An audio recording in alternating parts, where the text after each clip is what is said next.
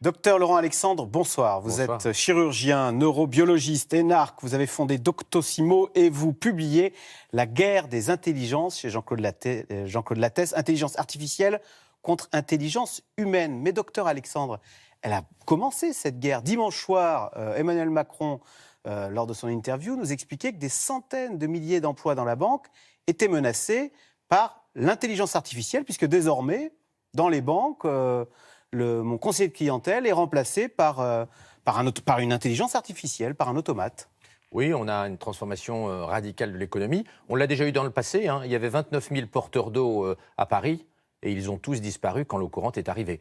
Donc ce qu'on va voir dans des métiers comme chauffeur routier, taxi, banquier, comptable, c'est une disparition des emplois. Dans beaucoup d'autres secteurs, les emplois ne vont pas disparaître, ils vont changer. Les travailleurs vont devoir devenir complémentaires de l'intelligence artificielle. Vous dites ça très tranquillement, mais en ce moment, il y a beaucoup de parents qui se disent « Tiens, mon fils va être dentiste, ma fille va être radiologue ». Ce sont des métiers, vous le dites dans le livre, dentiste, radiologue, qui sont en grand danger, en voie de disparition. Alors, orthodontiste, oui, va muter radicalement, mais il faudrait que l'éducation nationale cesse de s'occuper de ces problèmes syndicaux internes et s'occupe un peu du futur. Il faudrait qu'il y ait une cellule de prospective à l'éducation nationale qui réfléchisse à l'avenir des métiers, à l'avenir de l'intelligence artificielle pour orienter nos enfants vers des endroits où ils vont être complémentaires de l'intelligence artificielle, au lieu de les envoyer, comme elle le fait aujourd'hui, vers des endroits où ils vont être laminés par l'intelligence artificielle. Pourquoi l'intelligence artificielle va-t-elle changer le métier d'orthodontiste ou de radiologue? Parce que maintenant, l'intelligence artificielle est capable de faire et de définir le meilleur traitement orthodontique et de faire en impression 3D des empreintes transparentes qui remplacent les bagues, et il n'y a plus besoin pour l'orthodontiste de bosser. Et c'est pareil, l'intelligence artificielle... Et c'est fabriqué en Californie, en face de chez Google. Ah oui. Et l'intelligence artificielle, c'est mieux qu'un radiologue, voir les prémices d'un cancer? Oui, et puis ça va être de pire en pire. Mais le radiologue, il va se reconvertir. En revanche, le chauffeur routier, ça va être beaucoup plus compliqué. Alors, on voit bien qui sont les gens menacés. Qui sont les gagnants? Quelles sont les firmes qui se cachent derrière cette intelligence artificielle? Alors, vous avez deux types de gagnants. Il y a les entreprises qui possèdent l'intelligence artificielle. Google, Apple, Facebook, Amazon, les géants américains de la tech. Et puis, il y a des Français là-dedans? Non, aucun Européen. Nous, on est des crapauds. Et puis les BATX, Baidu, Alibaba, Tencent, Xiaomi en Chine. Et en Europe, il n'y a rien. Ça, c'est côté entreprise. Puis côté humain, c'est très clair. Dans une économie de la connaissance et de l'intelligence artificielle, les gens les plus intelligents, les plus doués, les plus innovants seront les maîtres. Et les gens moins doués, si on ne fait pas très attention et si on ne les forme pas, seront des parias. Et c'est dramatique, ça. D'ailleurs, vous dites dans votre livre, nous, on a des cerveaux bien formés, on les exporte aux États-Unis, où ils vont travailler pour ces géants qui, demain, domineront l'intelligence artificielle. Et la fabriquent déjà. La fabrique déjà. C'est Google, Facebook, Amazon et Apple qui fabriquent l'intelligence artificielle. Et ça veut dire quoi, concrètement? Alors, ça veut dire qu'ils vont dominer le monde de la médecine et qu'ils seront capables demain, à moi, malade, de me vendre... Si nous ne faisons pas très attention, l'éducation et puis la santé demain seront fabriqués en Californie, seront made in California. Parce que l'intelligence artificielle va être indispensable pour personnaliser la médecine et personnaliser l'éducation. C'est-à-dire pour savoir comment, pour un enfant donné, il va le mieux apprendre. C'est l'intelligence artificielle qui le fera. Et si en Europe, nous ne développons pas tel besoin, ADN, et donc il faut il a telle structure de raisonnement, et c'est comme ça qu'il faut lui apprendre. Et quelles conséquences, si nous passons à côté de tout ça? Nous serons une nation sous-développée. Vous savez, la Grèce était le centre du monde il y a 2000 ans et elle est devenue un pays sous-développé. L'Espagne était le centre du monde, elle est devenue un pays beaucoup moins développé.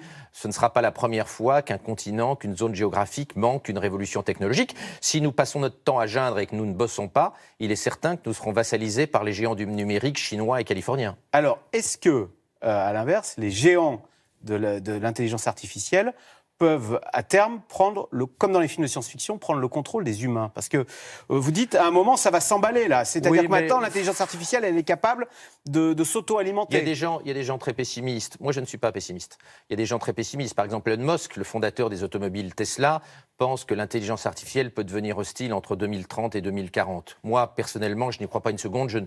J'exclus que l'intelligence artificielle cherche à exterminer l'humanité avant 2050. De toute façon, on peut toujours débrancher une machine. Alors, si on pense qu'une intelligence artificielle va se laisser débrancher, c'est qu'on est très, très naïf. Pourquoi? Non, bien évidemment, parce qu'elle résonne plus vite que nous, elle résonne à la vitesse de la lumière. C'est-à-dire que le temps que nous débranchions, il y a longtemps qu'elle aura débranché le bouton stop.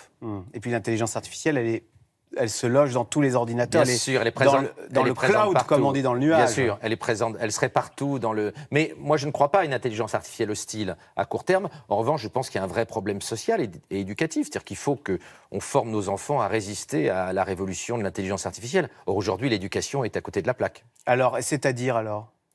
Eh bien, il faut cesser de former des gens à des métiers qui vont disparaître. On forme encore des camionneurs, on forme encore des comptables, on forme des tas de gamins à des métiers qui ne tiendront pas face à l'intelligence artificielle. Il faut remettre des humanités, l'esprit multidisciplinaire, l'esprit critique. C'est ça qui va permettre aux enfants de se défendre face à l'intelligence artificielle. Pas du tout d'être technicien. Sur tous les métiers techniques, l'intelligence artificielle va faire 1000 fois, 1 million, 1 milliard de fois mieux que nos enfants. Il faut développer l'esprit critique, faire lire nos enfants, leur apprendre la philo, l'histoire. L'esprit critique est fondamental. Et si j'avais un seul conseil à donner aux parents, c'est faites lire 3 livres par semaine à vos enfants. C'est la meilleure protection contre l'intelligence artificielle. Mais c'est très contre-intuitif, ça. On se dit, le 21e siècle est numérique, est digital, alors il faut aller dans ces métiers-là, il faut apprendre à coder, etc. Et vous nous dites pas du tout. Il faut faire de la philo, il faut apprendre Il faut connaître la science et avoir une culture scientifique et technologique, et bien connaître le numérique, bien sûr. Mais tout le monde l'aura, ça. Ce qui est important, c'est d'avoir un esprit critique. Et l'esprit critique, il s'acquiert par les humanités, il s'acquiert par la lecture. C'est pour ça qu'il est fondamental de faire lire nos gamins. Alors, vous dites, ce livre s'appelle « Intelligence artificielle contre intelligence humaine ». Donc l'intelligence humaine va chercher à entrer en compétition avec l'intelligence artificielle. À se défendre. Et vous dites, à se défendre, voilà. Et alors vous dites, dans les années à venir, on va chercher à améliorer, c'est un tabou que vous levez, on va chercher à améliorer notre QI. C'est, dites-vous, la dernière grande source d'inégalité aujourd'hui. Nous avons des QI très différents et on s'en accommode fort bien. Les inégalités économiques entre nous sont directement liées aux inégalités intellectuelles. C'est un tabou, mais les gens les plus intelligents gagnent plus que les gens les moins intelligents. Les gens les plus innovants gagnent plus que les gens les moins innovants. C'est une terrible réalité. Et à l'ère de l'intelligence artificielle, ça va être encore pire. Nous risquons d'être dans une situation où nous n'avons plus du tout besoin des gens pas très doués. C'est la raison pour laquelle il est urgent de réformer l'éducation et la formation. Nous ne pouvons pas abandonner des hordes de gens moins doués, moins innovants. Il faut les aider à monter et à trouver une place dans le monde de l'intelligence artificielle. Et à l'heure où partout dans le monde, les parents veulent le meilleur pour leur enfant. Est-ce qu'on peut imaginer que des problèmes d'éthique se posent rapidement, que dans certains pays, on se dise, allez, on va manipuler le génome pour faire en sorte que demain, que mon enfant ait le plus de chance dans la vie de réussir. Les problèmes éthiques, politiques et philosophiques immenses sont devant nous. Il y a 2 technologies qui posent problème. La première, c'est la sélection des embryons. On sait qu'en Chine, 50% des parents souhaiteraient augmenter le quotient intellectuel de leurs enfants pour les rendre plus compétitifs face à l'intelligence artificielle. Vous imaginez si on rentre dans un scénario comme dans le film Bienvenue à Gattaca, où tout le monde cherche à améliorer l'ADN de ses bébés? Et puis l'autre technologie... Et dès que la technologie sera prête et efficiente, vous pensez il est probable qu'en Chine, elle sera immédiatement utilisée. Ouais. Avoir son gamin qui a le quotient intellectuel de Bill Gates, plutôt que d'en faire un cantonnier, sera considéré à tort ou à raison par beaucoup de Chinois comme quelque chose de tout à fait digne et de tout à fait bien. Même si chez nous, il n'y a que 13% des parents dans les sondages qui se disent prêts à utiliser ces technologies-là pour augmenter les capacités intellectuelles de leur enfant. Puis la deuxième technologie qui pose problème, c'est la nouvelle société d'Elon Musk, le fondateur des automobiles Tesla, qui a fondé une société, Neuralink, qui est destinée à mettre des microprocesseurs, des circuits intégrés dans le cerveau de nos enfants pour les rendre plus intelligents et plus compétitifs face à l'intelligence artificielle. On imagine les problèmes éthiques que c'est. Allons-nous accepter de mettre des microprocesseurs dans le cerveau de nos enfants et de nos petits-enfants? Il faut y réfléchir, c'est un problème politique majeur. Oui, mais on accepte bien de mettre des lunettes pour améliorer les performances de sa vue. Vous croyez que de la même façon... Mettre des lunettes et mettre un microprocesseur dans le cerveau des petits, c'est pas de même nature. C'est un monde terrifiant que vous nous décrivez. Et pourtant, vous nous dites, on y va tout droit. Regardez, là, on vient d'implanter le premier cœur artificiel à l'hôpital Georges Pompidou, un cœur.